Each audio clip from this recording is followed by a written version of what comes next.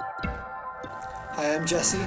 And I'm Jason, and this is our game, U-Cube, for the CS248 video game competition at Stanford University. So you start out the game as this cute little cube named U-Cube, and you're moving around on a mysterious planet in space, and it sounds really messed up for some reason. And these little cubes on the planet, as the basic premise of the game, are upset that the music is not sounding good like it usually does. So we're going to investigate. The way to investigate is to go move into this little elevator that you see here on top of the planet. If you go inside the elevator, it'll take you into the interior. Now Jesse's going to tell you a little bit about the gameplay, which happens on the interiors of the planets. Our gameplay is a platformer, and one of the important parts of a platformer is letting the player know where their character is in space. To help aid them with this, we have several rendering effects. One, as you can see, is we draw reflections of the player on the ground, and another is we draw little ripples coming out of the player, both on the ground and the walls that help locate the player in space. One thing you've already noticed about the game is its heavy use of grid-based lines. We used two techniques to make these lines look and feel right.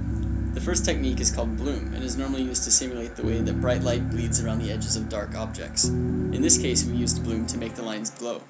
When combined with altering the brightness of the lines over time, this bloom effect makes the world look almost like it's breathing.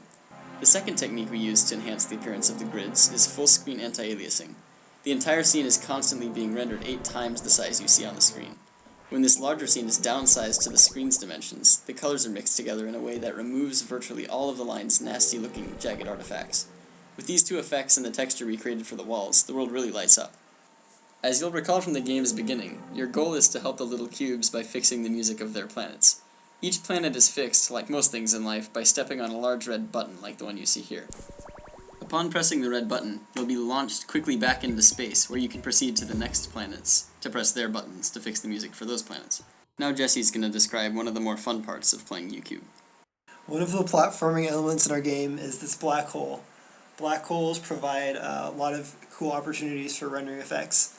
As you can see here, we're using soft particles so that we can use large point sprites without making them look like they're cutting into the mesh of the black hole. We also render lightning.